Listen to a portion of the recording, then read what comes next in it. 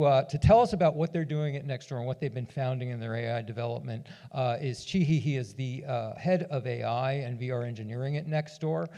He organizes the ways in which the entire organization is thinking about AI, both internally but also consumer-facing. And he previously spent a number of years leading engineering at LinkedIn. Please welcome Chihi.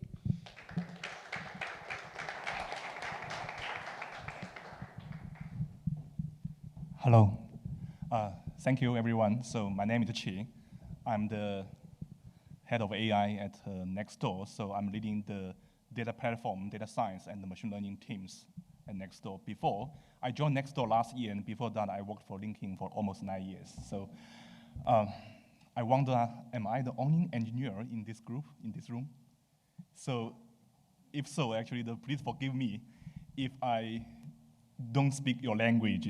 But I did learn a lot this morning from all of you. So how you actually think about the advertising audience problems, it's just different angle. So thank you very much, and thank you so much for your invitation.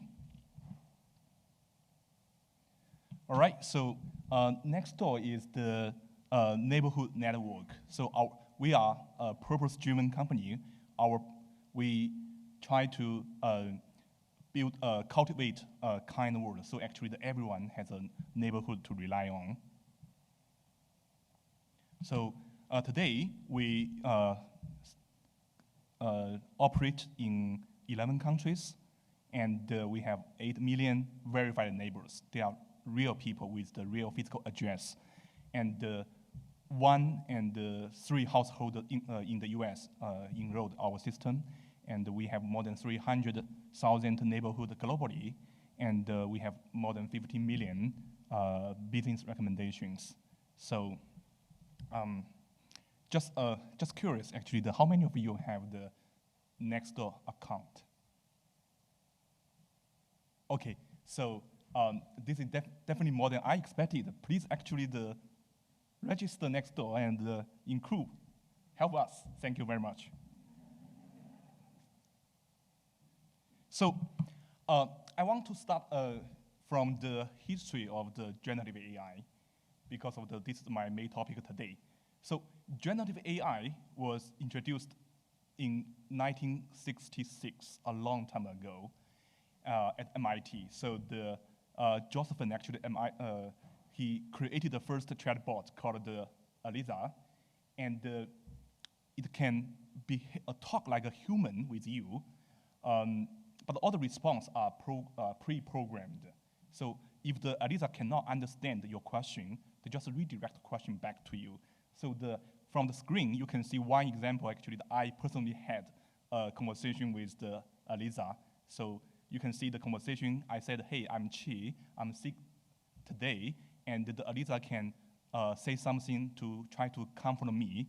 But when I ask for help, ask the help on the medicine, and you can see that Eliza cannot understand me. They just actually redirect question back to me. So that's the first chatbot in the world, a long time ago. And then 5 years ago, actually the J1 and I, we created the first chatbot at LinkedIn. We called AnaBot. So this bot actually can help the data scientist to use the natural language, write natural language instead of actually writing the SQL to process the data. For example, let's say that we can ask some questions like hey, how many contributors did we have last week, instead of actually writing the SQL. So we faced a lot of the challenges. For example, let's say we can only ask the very simple questions. For the complex questions, we still require domain expertise. And we couldn't fully understand the user intent in natural language. So, it's very difficult to standardize the SQL, and also it's very expensive to collect training data. So this just the challenges we received about 5 years ago, right? But everything has changed since November 2022. Just half a year ago. So when ChatGPT was released by OpenAI, and suddenly understanding the human language and manage the multilingual languages suddenly becomes so easy. So the machine suddenly can talk like a human. So the right example is actually the one example I just created this morning. So I asked the Google chatbot bot one question. Hey, what's the publishing summit organized by Medium Post in the US? Look at the answer. It's so impressive. It can actually return the up-to-date answer. For example, I say that I just actually registered 2 or 3 days ago based on the last invitation, but the chatbot can already include me in the answer. So very impressive. So the root cause, so I don't want to go too technical, but the root cause is the large language models. Because of all the rapid advances actually are due to the large language models. So the large language model can write engaging text, can paint the images, and can suggest even drugs to compound to test, or even can create music, video on the fly. So why the large language model can do so? So I'm trying to use very naive example to explain the basic theory behind the large language model. So if you ask the ChatGPT one question, hey, the sky is, can you help me complete the sentence? The ChatGPT likely will predict, oh, the sky is blue. Why the ChatGPT can return sky is blue? It's so simple because of the ChatGPT, they memorized all the human knowledges in the past, and they saw a lot of instances about the sky is blue. Because the ChatGPT saw a lot of sky in the blue in the training data. So that's why actually they just simply predict, oh, you probably mean sky is blue. So it's so simple, right? So basically the ChatGPT, the large language model, they just memorized all the knowledge in the model. So when the language model is bigger, which means it can memorize more things, and it can be smarter, it behaves intelligently like a human. So that's why actually over the human evolution, you can see as the human brain getting bigger and bigger, human become smarter and smarter, the same as the language model. When the language model become bigger and bigger, can memorize more knowledge and more data in the past, the language model can do more things. So that's the fundamental root cause why the ChatGPT actually can fundamentally change the industry. All right, so that's why actually the age of the AI has begun.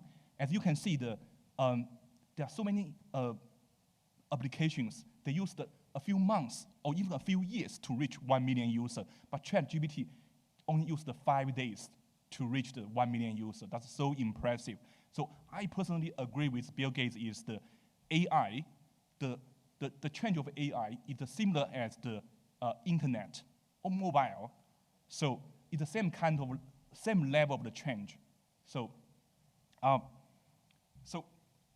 NextDoor want to embrace these new challenges brought by AI, and this is an overview.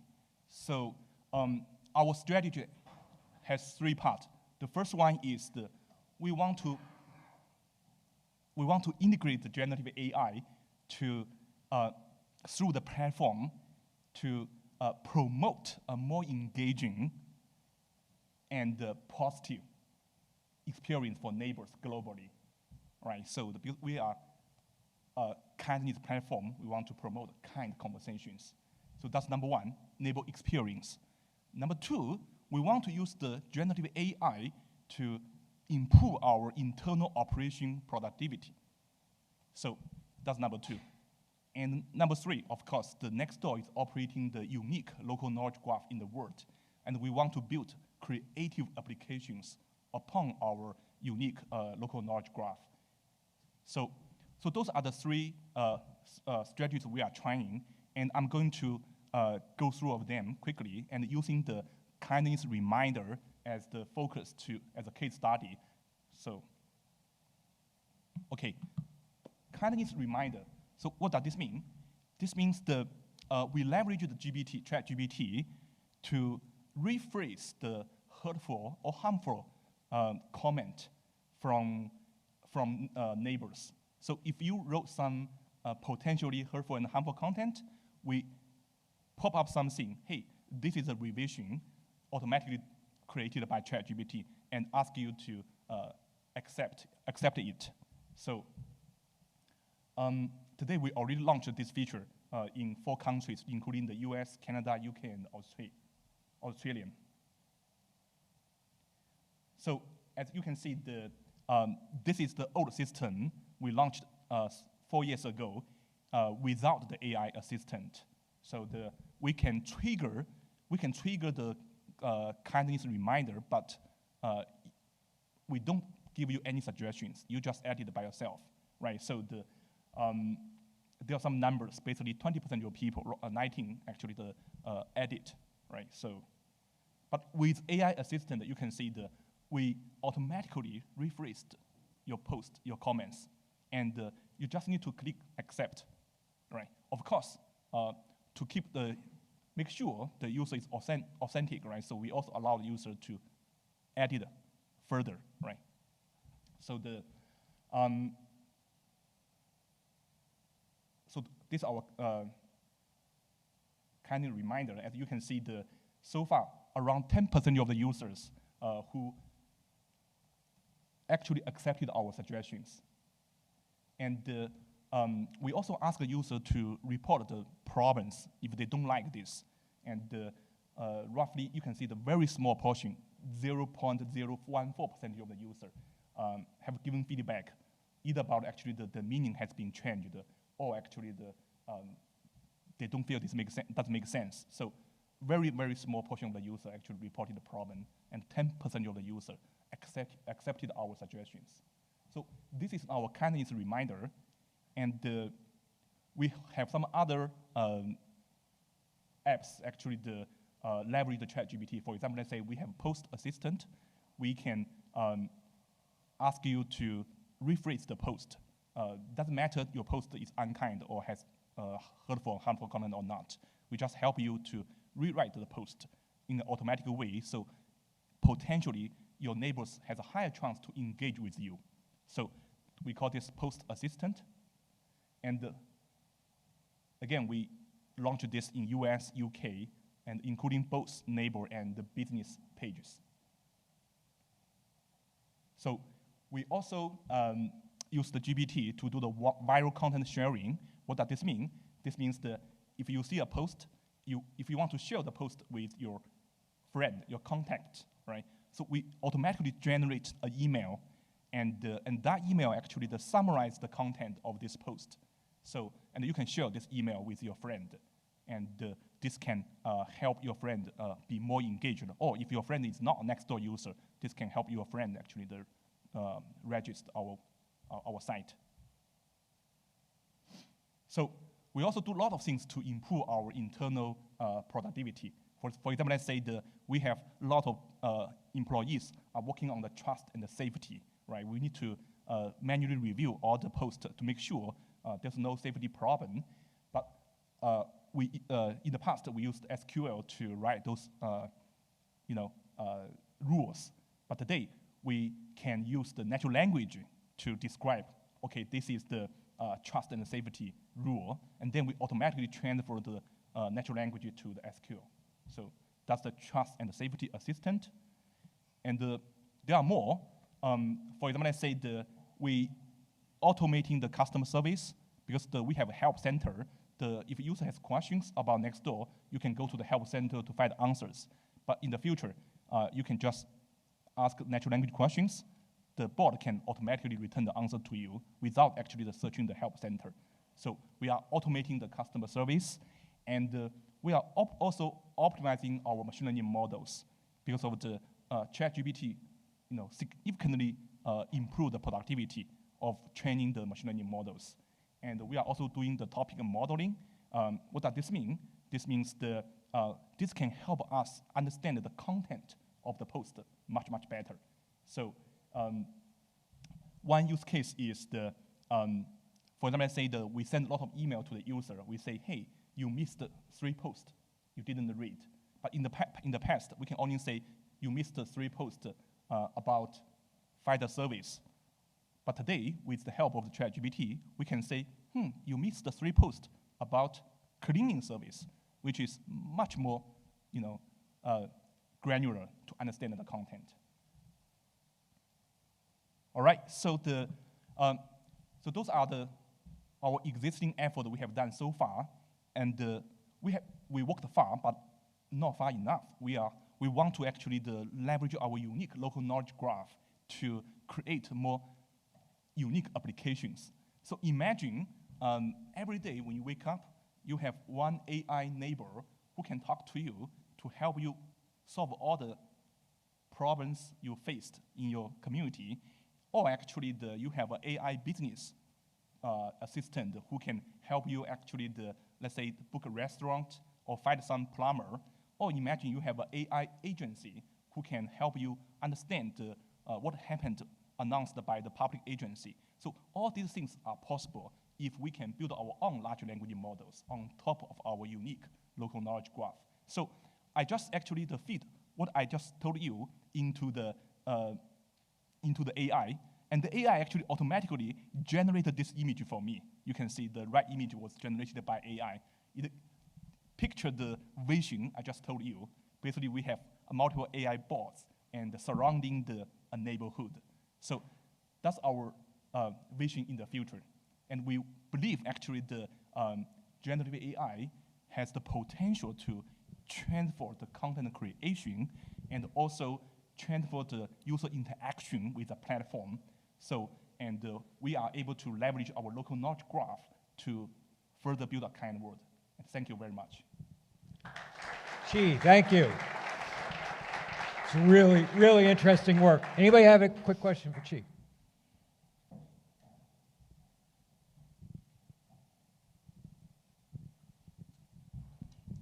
Thank you. That was great. It's Richard Jones here from Gray Jones Media. You talked earlier on about what is a hurtful message and how to change that at that level. Who's deciding at NextDoor what is or isn't a hurtful message? To rephrase your question, you mean after we change the message?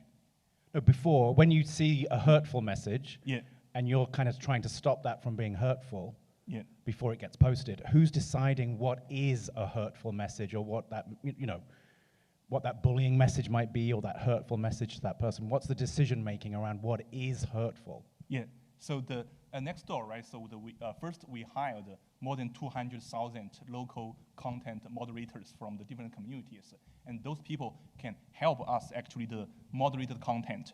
And internally, we also have a big operation team who can actually do the final audit. Yeah. Yeah. Chi, I think that a lot of us are almost dumbfounded by the possibilities for AI. How are you, and imagining what it can do, how are you organizing internally to come up with solutions and think about what it can do and what you want it to do? I mean, obviously something like the Kindly Your Neighbor is something that really is core to NextDoor's brand reputation. It is a problem to be solved, but I'm curious internally, how are you coming up with some of these ideas for solutions, both the tech team and other aspects and other parts of the organization?